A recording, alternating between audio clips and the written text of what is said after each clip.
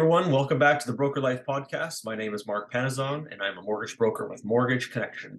I'm licensed in Alberta and British Columbia and have been doing mortgages for over 15 years. Today's guest is Chris Barnard, sales manager at Coventry Homes in Edmonton, Alberta. Welcome back to the show, Chris. Thanks for having me, Mark. So we've come full circle. You were my first guest approximately 12, 13 weeks ago. Lots has changed. We built up the channel a little bit, and it's good to have you back. Oh, thanks for having me. Yeah, it's kind of cool to be the Tom Hanks of the broker life, coming back multiple times. Yeah, that's right. Yeah, you're gonna be nominated for Oscars coming up here soon. Right. So why don't you give us just a quick update of where you are? Have you moved show homes? Are you still in the same location? And just maybe a quick recap of what you do. Yeah, so I'm an area sales manager selling in the greater Edmonton area, St. Albert, Fort Saskatchewan, Ardrossan, Spruce Grove, St. Albert, Edmonton, just everywhere in the greater area. When we last spoke, I was managing West Seacord with Coventry Homes, and now I'm out in Parkland County managing the communities of Easton, Stony Plains, West Terra community, as well as Copperhaven and Fenwick. So 4 communities in total. Have you seen any major change in those two different areas? Both fairly West End, Edmonton, but I mean, is it a different market, price points, or people demographics, or kind of the same? Absolutely. There's been a huge shift. So it was really interesting. West Seacord has always been kind of I'd say like the jewel of the West for new home builders in the last, I'd say 5 to 10 years. Just because of the proximity to all the major arteries for transportation throughout the city, the schools, you're close to shopping and amenities and just there's lots in general out there. And then there's a variety of price points. So, you're kind of flanked by Edgemont, you're close to Lewis Estate. So there's different price points out there. But in the West End, in, Rosenthal, West Seacord Heights, you also are capturing some of the zero lot line properties, as well as in West Seacord, there was non-zero front attached homes, but the price points are still very competitive to market. We did find a huge shift in the demographic, though. I personally, and this could be maybe I've got skewed statistics or something, but a few years ago, I would have found most of the home buyers in that area where particularly it was a lot of Filipinos, a lot of new home buyers in general, just predominantly young couples, and it's really shifted. You're seeing a lot of like our Southeast Asian clients who are buying in that community as well, with East Indian buyers. So there was definitely a shift in what people were looking for. In regards to, it seemed like every second group that was coming through the show home, we're looking for like a side entry or a spice kitchen or something like that. So that could really impact the type of quick possession models that you have available. You have to have those conversations with your clients and definitely try to meet that market share with the product availability as well. Are you seeing a flux in volume from those two communities? Is the volume amount the same for the amount of people in the show home and buying homes, or it's really changed because if you look at the market statistics, I read recently that prices, where was it? We were down about 6% from last year, but the overall sales in the last I think in the last 2 months, they say we're down about 32% in the Alberta or Edmonton region more specifically. So it has slowed down. And what I think is really happening, and maybe you could chime in on this, Mark, is a lot of people in the last few years got spoiled with interest rates. And so the vacancy levels are pretty low right now because people are not willing to or not looking at actively moving out of the properties. Even if they are thinking, last couple of years they spent more time at home and they're going, it'd be nice to have this or nice to have that. It's so attractive to stay in the mortgage that they're in because they've secured such a great rate. And the affordability has really been impacted by that. So even if prices have shifted a little bit in favor of the buyer, they are also a little bit more hesitant to make a splash in the market and buy something because they're looking at the rates. And I think now they've stabilized a little bit more. We could be seeing signs pointing to a summer market that's more aligned with what we typically see in the spring. I would completely concur with that assessment. I'd say it's picked up pretty strongly in the last 2 months here, whereas maybe before March, dating back to, I don't know, like November, the normal slower fall winter season was incredibly slow. And so there's been a surge. I think people are coming off the sidelines to get into the housing market. I think they're just tired of waiting, and because rates have stabilized a little bit, I think they're just realizing that this is, I hate the term new normal, but they're kind of realizing, well, 4 or 5% is the cost, and it's not going back down to 1 or 2%. Well, are we still willing to buy a home? And in the market specifically, because I cover Alberta and BC, Edmonton's still a very affordable, if not one of the most affordable markets in Canada. So, if you're sitting on the sidelines and you're debating to buy a $300,000, $400,000, $500,000 house, and the only real factor is the cost rate went from maybe 3 to 5%, how much longer will you wait before you decide that? Because it doesn't sound like rates are really going to come down for another year or maybe 2 years. So that's the plan. Rent for 2 more years, or get in now and just absorb that cost if you can afford it. And in places like Edmonton, if you can do that. So that's interesting. What I wanted to touch on a little bit was the housing starts. So housing starts data is, how many homes are being started to be built in Canada. So the number in Canada was 261,000 in April, which was a 22% jump from the previous month. So a lot more, and it's hard to pinpoint, Alberta, Edmonton specifically, but across Canada, it seems like there's a lot more homes starting to be built.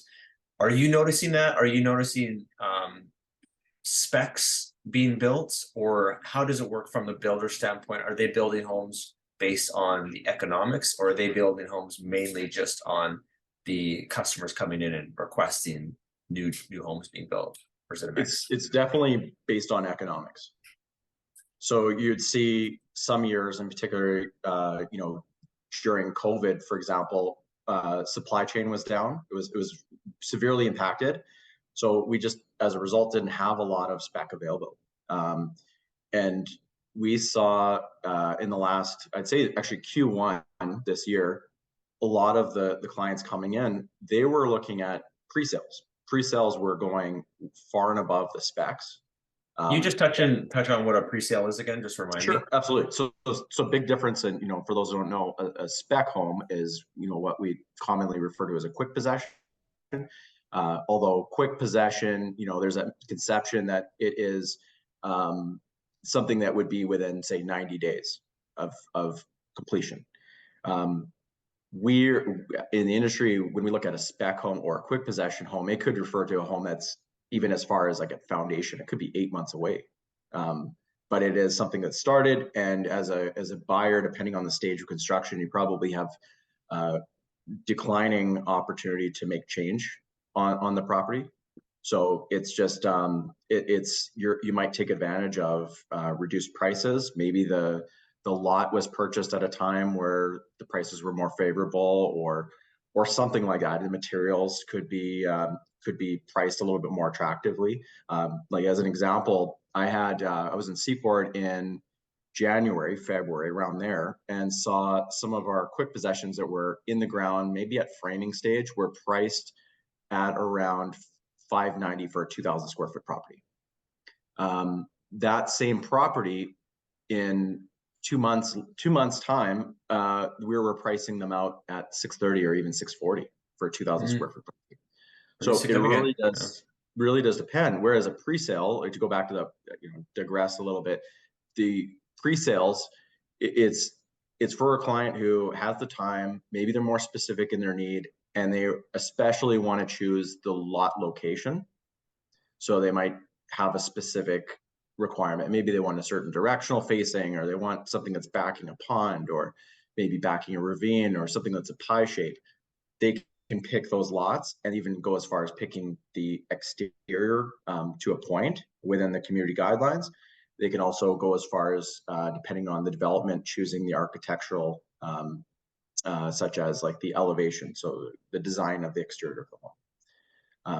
So we saw a huge spike in first quarter with pre-sales, but that said, we do have a lot of spec homes coming or planned for construction, which we're looking at the market, and I'm sure most builders are right now. We know that there is going to be limited inventory. So from a builder's perspective, it's a huge opportunity, because the realtors and the home buyers who are active in market, migrating to the province, perhaps, they're looking at reduced inventory and resale, and it's going to be a huge opportunity in the next 6 months to even year or two, looking at the new housing market because of the amount of starts that will be planned.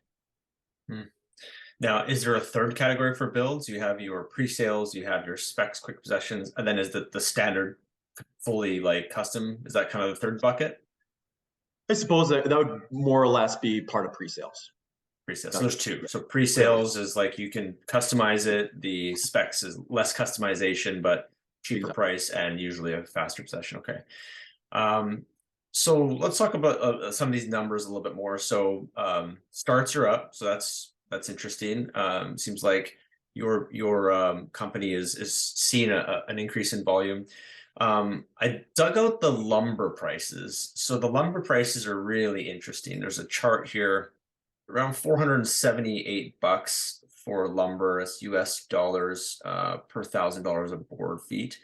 So $479 is really where we're at now. And that was pretty consistent pre-COVID. And then obviously, at the COVID peak, which was kind of early 2021 for lumber anyways, the price shot to almost $1,750. So it dropped way down, and then there was a second rise, and then it dropped again. It looks like it stabilized. So with lumber returning to more normal levels after the spikes, and seemingly high supply available, and also building permits in Canada issued or soared about 11% from the previous month to 11 billion. So permits are up, prices are down, starts are up.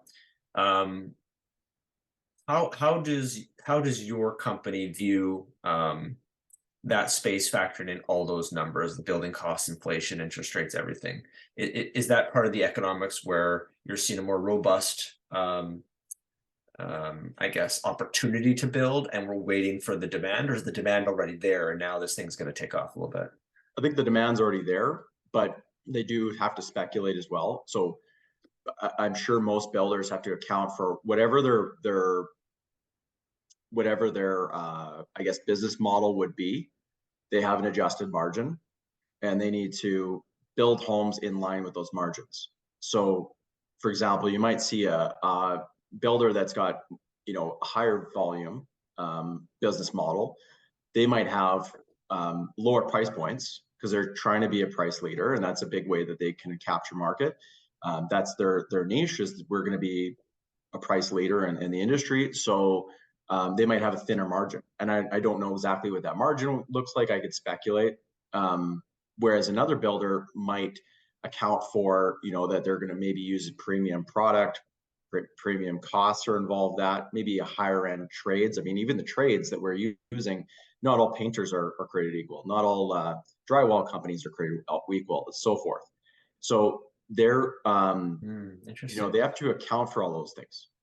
And so especially with a pre-sale, yes, there are promotions out there that are applicable to pre-sales more so than a quick possession, because the quick possession price is usually adjusted to market pricing.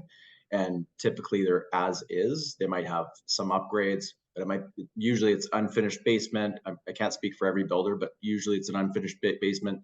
And the buyer is going to take advantage of the market. Maybe that house has been sitting for a while, and they might be able to be aggressive with an offer at that a builder is willing to relinquish that home, because they might be looking at it like the opportunity for them to wait and to speculate that they might get a higher offer on that home in a few months if they wait.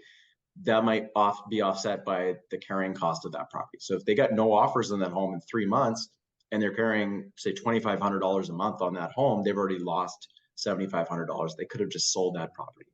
So you have to look at not only margins, the time, the market. There's just so many different factors involved.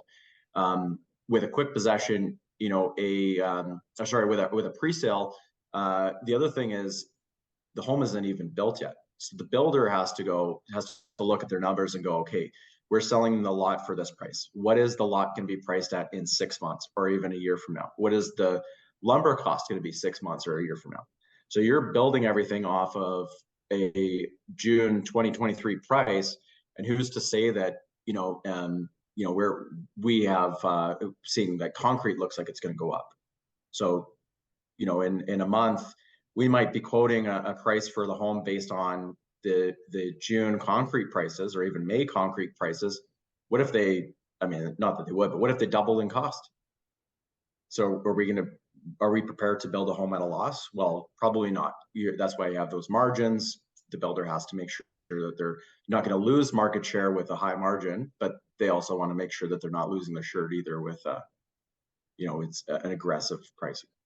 That's fascinating. So there's a real business behind, well, obviously there's a business behind new construction homes, but there's a real economic piece to it where you're trying to predict prices in a way, and you have to make sure that you can be profitable in this business, because in the wrong market, in the wrong decision, wrong predictions, builders can go bankrupt, right? So they absolutely can, and it can be a PR nightmare. We saw, I want to say it was like 2 years ago, 3 years ago, there were some builders out there that were getting blasted on social media, Google reviews, et cetera, because they would sign a purchase, client who comes to them, they go through pricing, they move forward with a purchase agreement, commit to building, and in a few months the builder may have even constructed at home, and they're going back to the client saying, Mr. Client, we're going to continue building the home, but at a cost of X dollars to you, otherwise we're just going to cancel.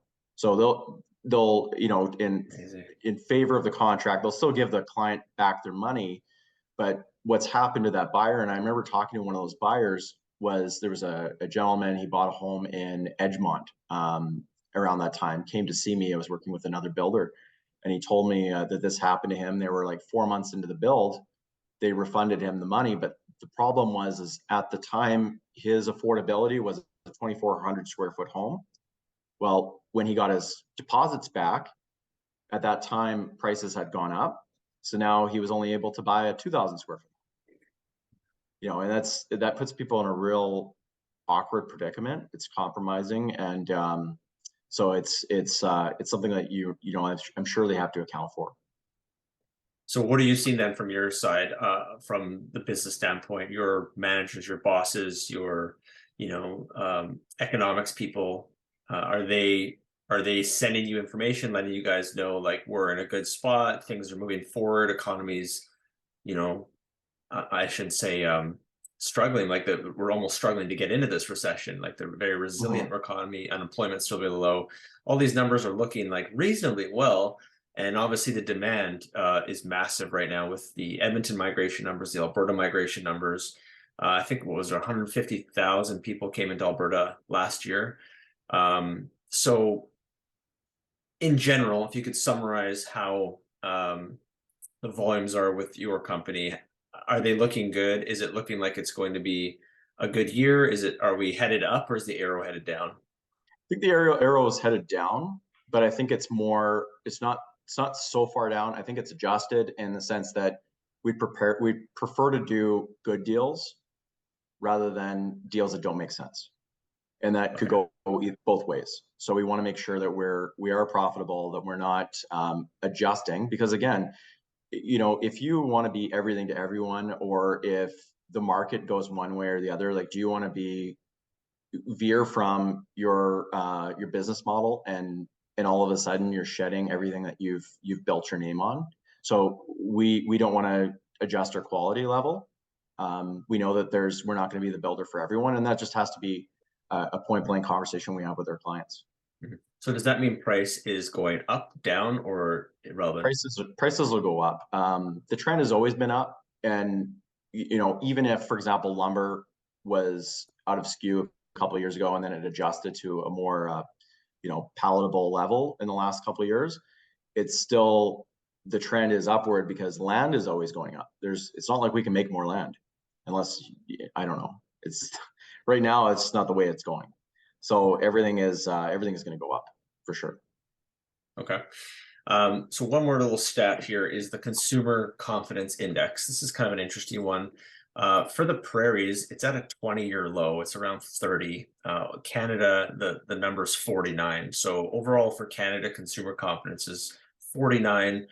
Alberta, the prairies, is 30. Just to give some reference, the highs, based on the chart I have here, were around in the 100 range in the 2003 to 2006 era time. So consumer confidence is at an all-time low. Prices are going up. Costs are up. Inflation's up. Rates are up. Demand is exploding. So you have all these people looking to buy homes, but the cost is way up and no one's confident about what's going to happen. So are you noticing buyers be more skeptical about building or committing to build? Or you have a lot of tire kickers coming in your doors? Or is it just a fact of it, the volume's just low? There's not that many people walking through the door. It's not as many people walking through the door, but I would say like the volume it's what you make of it. It's within your network. I do see the amount of foot traffic is lower, but you're getting a lot of interest, especially, with realtors, and people have more options now than they used to have. And you might have a buyer that's not even in the Edmonton area. They're shopping from out of market. And so there are more opportunities with technology, with your network, et cetera. And I think even for the consumer, it goes twofold, that they have more opportunities as well. And a lot of research is done prior to stepping foot into a show home. I sold cars briefly for maybe a year with Mercedes, and they told us that the average car buyer would spend as much as, I think it was like 17 hours researching a vehicle before coming into a dealership. Obsessing. So you have to assume people are doing the same thing with homes. Yeah, if not more time, right? More time. Yeah. Is there a seasonality with home building, like there is in the resale home market? Are homes being built year round, or is it the same kind of structure? Because obviously the home possession will be 6, 9, 12 months out. When people decide to get into the show home and say, we want to do this, is there a seasonality to that, or is it sort of steady throughout the year? Well, with traffic, it's definitely, or the interest is definitely aligned with the real estate market in general. Summer months. There's the fall, it kind of spikes a little bit again because it might kind of wane off around like, August might get a little bit slower as people are on holidays, et cetera. And then, back to school. And then all of a sudden there's interest again. And with building, we see a difference in quick possession versus pre-sale. So there's a lot more people that they plan to build a home so that the completion date is in line with the spring. So you don't see as many people trying to build a home, let's say January, if it's going to be a 1-year build, to take possession next January. Not many people want to do that. But for the builds that we're doing, like the starts, I think we're trying to be consistent throughout the year. Of course, they might have a 2-month period in December and January where there's just less production on the builds. But we're constantly putting, whether it's homes in the ground or we're planning construction, because we can still sell essentially a planned construction, pre-construction home, if that makes sense. It's like a quick possession, but nothing's dug yet. It hasn't started yet. It's like, this home is going to be on this lot. This is the model. And then the buyer can look at the pricing. Maybe we can even work the pricing just the same as you would with a pre-sale. And they could even go to their design appointment and make some structural changes with the home as well because of the stage construction. Yeah. So it sounds like in general, it's still a seasonal business where most people are building homes in the spring and summer. Yeah. And whether it's pre-sale or spec, that will flip a year later to line up with the season again. Yeah. Yeah. Yeah. Interesting. And is it usually about 12 months? Is that sort of standard time for pre-sale? It depends on the modifications to the plans, or if it's a custom, it could take longer, but we usually quote the average buyer 10 to 12 months 10, on 12 build. months. Yeah. And that's for something as small as like a townhome, all the way up to like a big detached home. Yeah. Exactly. And it might be faster. It's just we don't want to put unrealistic expectations on the table. Let's talk about the mortgage part of this. So there's two types of mortgages available for new construction: completion mortgage and a draw mortgage. So maybe I'll give just a quick explanation of both, and then I just want to hear what your preferences for this, and just kind of how you decide which option to go with and present to your clients. So real quickly, completion mortgage is just your standard mortgage that funds at closing. So if you were to walk into a builder and you get a completion mortgage, you don't pay anything on the mortgage until you actually take possession, or 1 month after.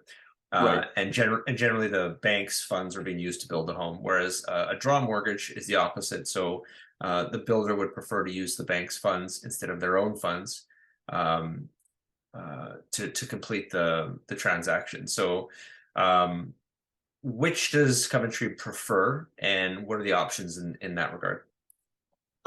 We prefer a draw.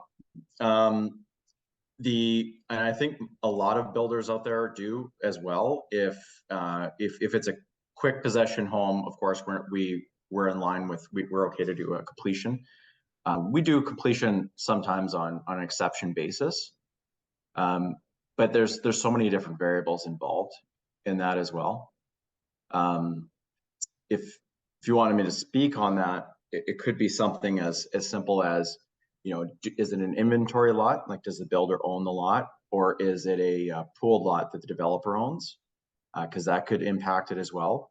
Of course, we're using, there's benefits on our end to using a draw mortgage versus a completion mortgage, getting more of the funding up front.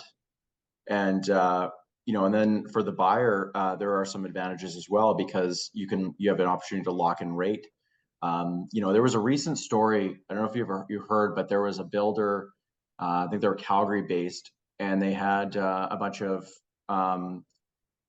homes that were being built in even the Edmonton area. And some of these buyers, their home is essentially a shell, or it's incomplete, and they're on the hook for it, paying whatever, maybe they're paying rent and they're paying their mortgage on this property that's incomplete, and they're in litigation to see if someone will complete the work. But because they did a completion mortgage, they're on the hook for those payments. And this house it's not habitable. It's been standing as a shell for some of them a year or more, and they're still having to cover their rent payments or whichever for their regular day-to-day housing. So consult your broker, just because there's different situations that that may lead to someone recommending one versus the other.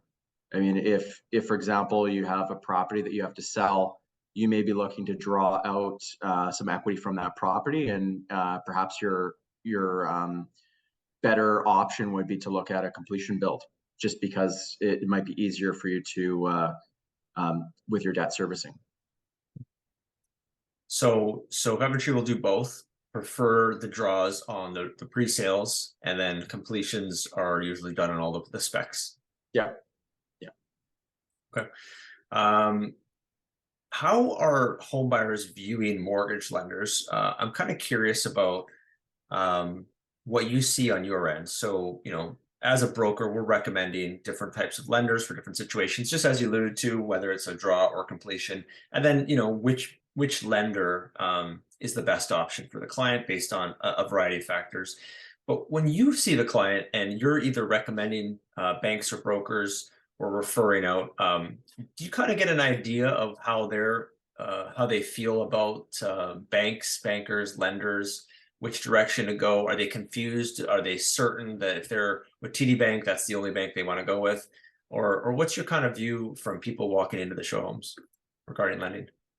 It's definitely an experience thing, because I think a lot of buyers, say it's a first-time home buyer, they more often than not will go to the first recommendation that was given to them, whether it's from a realtor, from a family member. Maybe they deal with a bank, and so that's where they thought, okay, you know, I need a mortgage, I'm going to go to the bank. You know, probably like if you have a car that needs servicing, you just to take it to your dealership, or do you go to a mechanic? It's just one of those things where you only know what you know. And so with some buyers, you know, I'll ask them those questions, where, you know, what made you choose that lender? And quite often that's the reason. There wasn't a lot of thought put into it, or a family member or friend just recommended, oh, just talk to my guy. It's the only guy that I ever use. Or a realtor has a lender. So the realtor has a heavy influence on that as well. So network connections and comfort level seem to be sort of the reasons why they're picking. So that's not too far different than what we're seeing then on my side. I was just curious if, you know, perhaps there's a different motivation once they're not dealing directly with a broker or a banker and saying, you know, maybe what do you think? So it's pretty much the same, because it's the same thing for us. First time home buyers will take whatever recommendation we give them. If you're on your second or third property, usually there's a little bit more requirement or criteria that they're looking for. We definitely want, you know, to stay away from these lenders, or we definitely want this kind of lender. They become more sophisticated as a buyer. You know, the more properties, the more time you've gone through this, that they know that there's more solutions, and especially if they have, you know, if they're you know, employed for self, or you know, maybe they've got rental properties or something like that that are a little bit more complex, then it might be a situation where just going to the bank might not be the best fit. So let me put you on the spot here. Are there any particular lenders that you prefer working with when you're dealing with the transaction, the flow, the structure? Who do you like working with? Yeah, absolutely. It's I like working with you, of course. Shout outs. Yeah. What about specific lenders? Specific lenders as far as banks, or are you talking about people? Yeah. So is there a bank out there that it's easy to work with them, or are they just kind of lumped into? They're kind of lumped in. Builders prefer certain lenders. So I know that with us, we do a lot of business. We have a lot of co-hosted events with Bank of Montreal. We, you know, just because they've got a rental offset. I think there's perks with specific lenders. We do a lot of stuff with CIBC, do a lot of business with ATB. But I think it's not a cookie cutter situation where you can just, with most specific lenders, and go, I only use this lender, because it's case by case, and you have to find the right match as well. It's not just the lender or the product type. I mean, for example, like a broker versus a bank, sometimes it's even personality. You know, I might have a very difficult client who needs someone who's going to be frank with them, and I want someone who's going to be a little bit more frank with them, and giving them that message and saying, you know, this is where your affordability is, and this is what I would do, as opposed to someone who's just going to be like, yeah, let's go for it, let's buy that $700,000 house when it's just not viable. You can't afford this. Right. Yeah, totally. Well, that's interesting. And I bring it up because, you know, we have over, I don't know, 30, 40 lenders that we can work with, but there's actually only, I think, 2, maybe 3 that can do proper draw mortgages.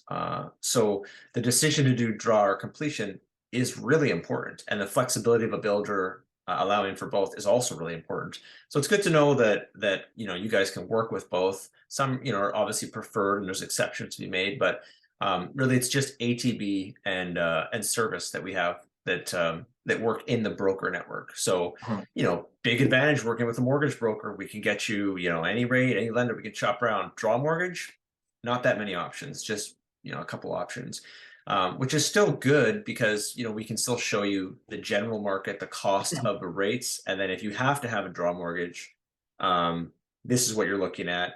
And then, you know, if someone comes in and they're working with a bank that's not in the broker network, let's say a BMO or RBC, CIBC, you know, we can compare the ATB service options with those ones and see what are the perks and benefits and stuff. And it does sometimes come up with come down to the rental offsets or prepayment privileges or penalties and things like that. So it's a good conversation to have. So this probably helps you a lot, having banking background and kind of understanding a little bit of the nuance between the different options and different lenders, right? Yeah, and sometimes, it might be a conversation with a client where they give you a budget. And, I like to ask people rather than what's your budget specifically, I ask them how they arrived at that budget and is it a want to spend or is it that's our maximum? And Yeah. and people are sometimes a little bit standoffish about that because they think that if I give this guy a budget, he's going to try to max me. And really I'm not. And I explain to them that I'm on their side because I don't get paid if you don't buy a house.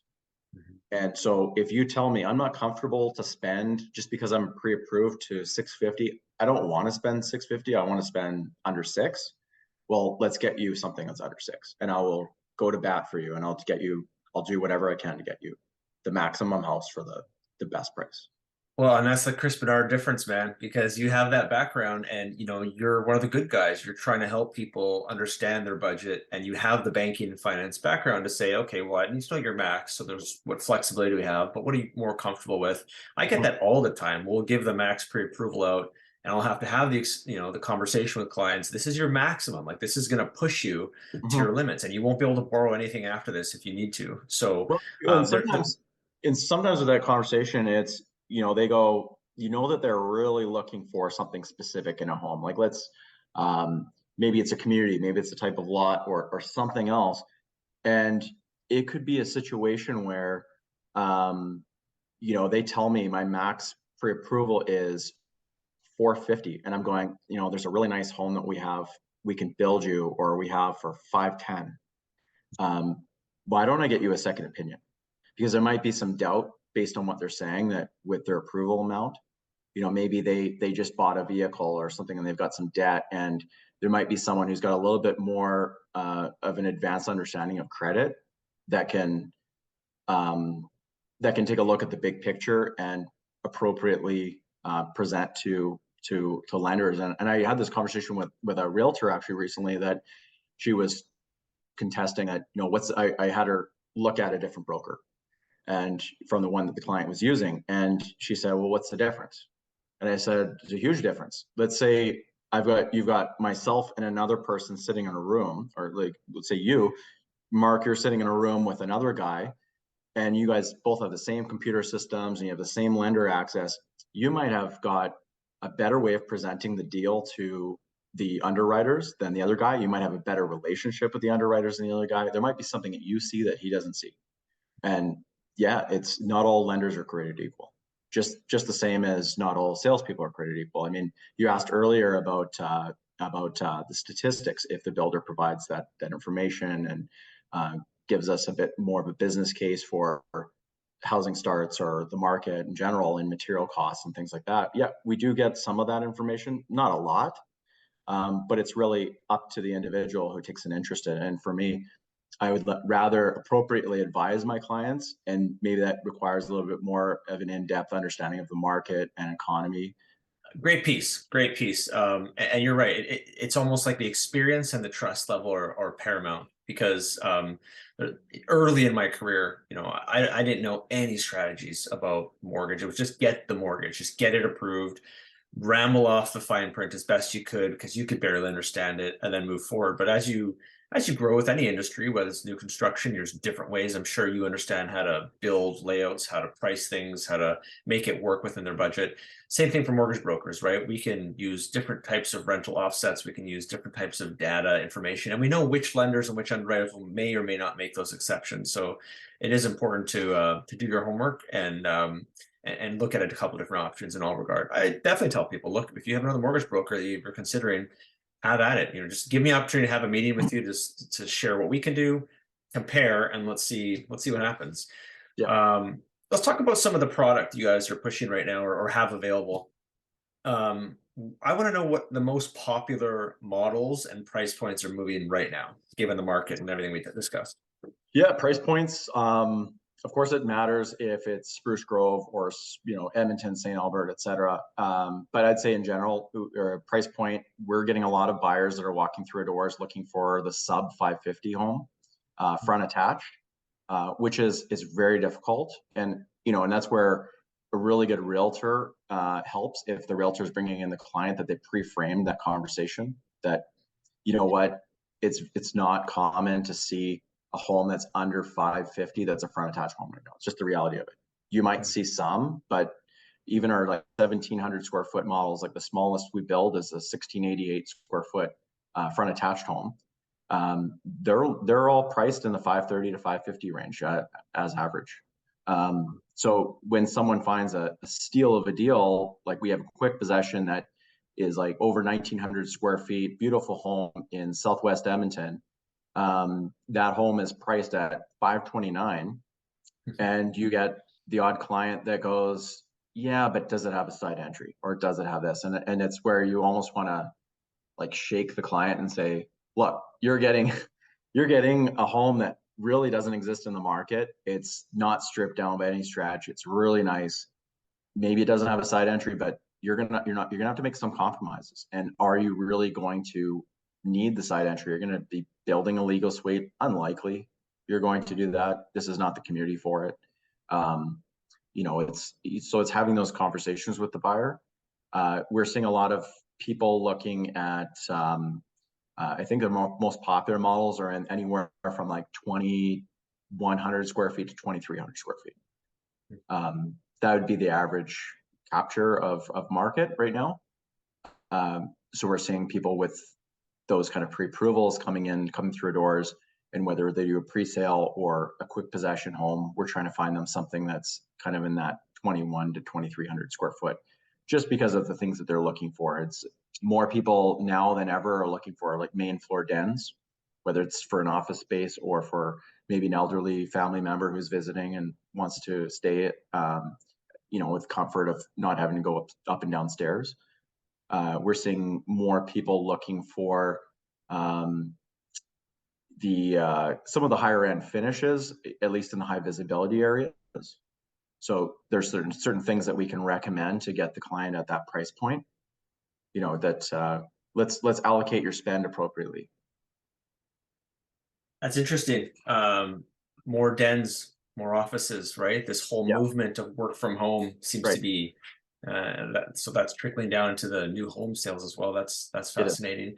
Yeah. Do you have any promotions that are going on right now? We do. So we've got our ongoing free basement promotion. So there are some stipulations to that. So typically, if someone comes in, they're looking to build a pre-sale home, we will do a free basement on the home with the quoted price of the lot, home, GST, and options. Usually applicable to homes over 2,000 square feet. And then for our detached, our laned homes, we'll do the same thing with the garages. Beyond that, the other thing is it is subject to market and subject to management approval. But as of today's date, June 2nd, we're still offering an additional $10,000 either towards a discount of the home or $10,000 towards an upgrade allowance. So when you go to your design center appointment, you can spend that money how you see fit, whether it's for appliances or lighting upgrades, or maybe you want some upgraded cabinets or something. Heated floors? Heated floors, yeah. And we got heated floors here in our rental, and during those rainy, cold months, I've never been a bigger fan of heated floors after never having them my whole life. I mean, now I don't know if I can live without them. Throughout the house or just in? All the tiled areas, yeah. So all the upstairs bathrooms, and then on the main floor, there's the laundry on the main floor and the front entrance and stuff, which we don't use those ones as much. But upstairs, it's the bathroom first thing in the morning.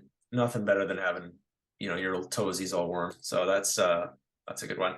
So free basement with a build. Now, is that truly a free basement, or are there price adjustments on the home? There are price adjustments. So full transparency, let's say you're building one of our most popular homes right now is a model called the Kepler. Kepler is a new home. We don't have a show home of it. There's limited ones in production right now that if someone wants to view. Like I've got one in Stony Plain that's nearing completion. That is a quick possession. So if someone could view it, we'd build it. That home has a main floor den. You could do a full bedroom on the main floor with a full bath. And it has an option of a 4-bedroom upstairs, or you could do an open to below. which is we're finding more popular right now. A lot of people want the open belows. Just gives it a real grand feeling in a home. But that home is typically, depending on the lot, of course, and depending on your options and your spec level, you're probably around 630 on that home, 640 in varied communities. That if someone was to do a basement, that might be upwards of say $45,000 to do a basement. So you're getting that home at 630 or 640 with the basement. Whereas if we built that home as a quick possession, of course, we're adjusting the pricing because we don't want to have to negotiate with a huge discount. We don't want to drop our prices because there's a bigger, I'll get to it in a second. I'll circle back, but there are bigger implications in doing that. So what we'd rather do is price the home at say 610 or 605, knowing that we'll get offers on that home, and maybe someone comes in with a reasonable offer at say 600 and we sell them the home. We don't want to drop the price so much or take such low offers that it has an effect that all future homes in that block have to be priced adjusted to, because it works both ways. Like, I always tell people, if your neighbor or if the guy next to you bought a home and he got 50 grand less than you, or he paid 50 grand less than you on the home, how are you going to feel about it, for starters? And then also, what is that going to do to your property value? So it's something to consider. So with the free basement, if someone said, you know what, I don't want a basement, or I've got a family member who can help me build it, or a contact who can help me build it, I think it could do it for cheaper, then we welcome them to do that. And just the same as our quick possession homes, we would build the home without the basement and we discount the home. Okay. So, yeah. Gotcha. I like that one. Couple more for you here before we wrap this up. If you could just give a quick summary of whether you think this is a good time to buy or build a home, given all the stats, everything we threw out here, how would you summarize this? People are walking in, they're nervous, confidence is low, rates are high. We know all these numbers. Do you think people are better off getting in now, building a home now, or truly waiting the 2-3 years that we think rates will come down and costs will come down? We don't know, but we think that's going to happen. What your opinion, with your unbiased view of this, what would you recommend? Unbiased view of that would be, don't buy a home if you're not comfortable with it. Buy a home when it's the right time for you to buy a home, and whatever that time is for you. I mean, you might be in a situation where you've got the disposable income, you've been renting for a while, you've got some money saved up, and you're thinking, this is the right time, the right opportunity for me to buy a home because I'm tired of paying rent. Well, there's some benefits to paying rent. You don't have, if your hot water tank blows on your rental, that's someone else's problem. Whereas with a mortgage, when you own that home, that's your problem. You have to maintain the home, so you have to make sure that the maintenance, you've thought of all those things as well, and you've accounted for all those things. So I guess the best time to buy is always when you can. Just know that we can always try to time the markets and speculate, but I mean, even the best investors in the world can't do it. So if someone thinks that they're better than Warren Buffett, go for it. Then absolutely time the market. Good luck. Because we did see that. I mean, I was selling in Copperhaven, Spruce Grove. I sold some very nice duplexes over a year ago that were priced as high as the 520s for a duplex, 1,600 square feet. And some people thought we were nuts to sell them at 520, but some of those people were buying them at 520 with, let's say, a 3% interest rate. And months from then, you had another buyer that bought the exact same unit, a couple doors down, for 474 at a higher rate. So who's getting the better deal? You do the math, it's usually pretty much on par. And so it's always when the best time is for you. And I have another client that was looking to do a pre-sale in Stony Plain around December, got cold feet, read a Facebook post from a friend or family member that it wasn't a good time to buy in the market. I talked to her otherwise, told her, it's up to you ultimately. I'm not going to force you to buy a house. But this is the data I have, and this is from my experience, and this is I provided her some real information. And even if you want a second opinion, talk to this mortgage broker, this lender. And she did, and she decided it wasn't the right time to buy. And last week, or I think it was the week before, she emailed me asking if prices had come down. And of course they haven't. And promotions have gone down. You know, that at the time that we were quoting, there was a lot incentive from the developer. So, you know, it's always a game, and it's something that, you know, people have to weigh the pros and cons to buying now. And yeah. What's one tip you'd give a home buyer looking to get in the market? Get all your ducks in a row. Talk to a great mortgage broker. Don't be afraid to get more than one opinion. You know, I mean, and maybe you can speak to this more about the impact of credit checks, but most creditors look at it that within a certain window, that essentially they compile them. It's not like you're an active credit seeker if you went to 2 different lenders. It makes sense. So I would definitely do that. I would make sure that you properly, you know, if you're working with a realtor, make sure do your research. Don't just pick a realtor because it's a family member or friend. Pick a realtor based on their experience, and even go as far as like go for coffee with them, hear them out on what their thoughts are on the market, and see if they're the right fit for you. You know, personality, they have to be, you know, I don't know if they have to be a great hang, but you want someone who's gonna mesh with you, and make sure that you've got someone who's got a lot to draw from, and then decide what's right for you as far as communities. And I think a lot of people, they don't do that research beforehand. They're not properly framed when they step into a show home or meet with a realtor for the first time, and they just start looking at houses without any concept of the market and without any understanding as to what the right home is for them. You know, and again, like I like to ask people the questions about, you know, their lifestyle. Where do you work? What's your commute like? What do you want your commute to be?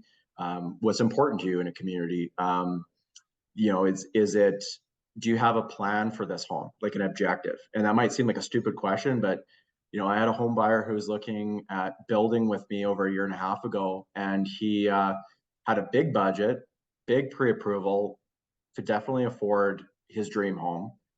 And the more I got to know him, and we were looking at show homes and looking at different layouts, it seemed to me that his plan was actually probably live in the home for 3 years and then rent it out. So I was like, what you're looking for doesn't make any sense. Let's scale back. So we ended up going from a $750,000 home to a $530,000 home. You know, with just fewer upgrades. I think he upgraded his cabinets because it's a nice thing to do. Or you can paint the cabinet instead of when you have like a melamine or thermofoil cabinet. It's harder to upgrade or to change later on if you get tired of it. And yeah, and he did a couple of minor adjustments, cost him less than maybe $11,000 in upgrades. So that's why you're the best, man. Huh. Well, that's great. I love all those tips. I'm going to wrap this up with a quick speed round here. Sure. You've been asked these questions before. I've tweaked them a little bit, so we're going to compare these later on. But let's end this with a speed round so people can maybe just get to know you a little bit better on a personal level. Are you ready? Yeah, let's go. House or condo? House. Fixed or variable? Variable. Still? Okay, good. Still, yeah. Coffee or tea? Coffee. Lift weights or run? Lift weights. Morning or evening? Evening. BMW or Mercedes? BMW. You know what? I think you got me. I think I'm more of a Mercedes guy. You work for Mercedes. No loyalty there? Yeah.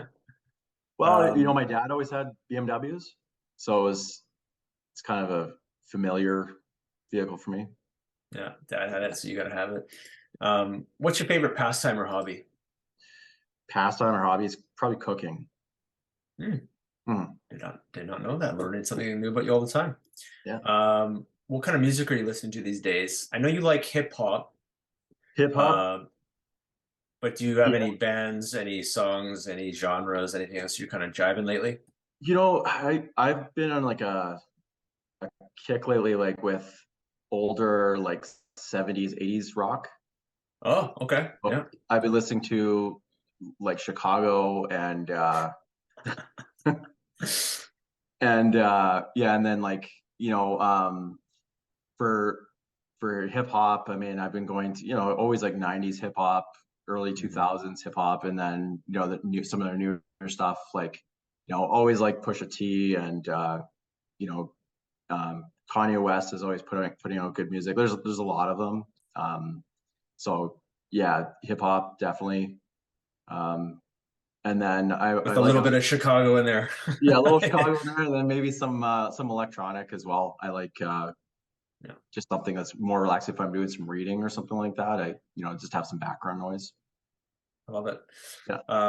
Last one. What's the last book you read? Last book I read, it's been a long time. Probably Sapiens was the I heard of last that book. one. Yeah. Yeah. Is that any good? It's good. Yeah, it's a good book. I usually read nonfiction.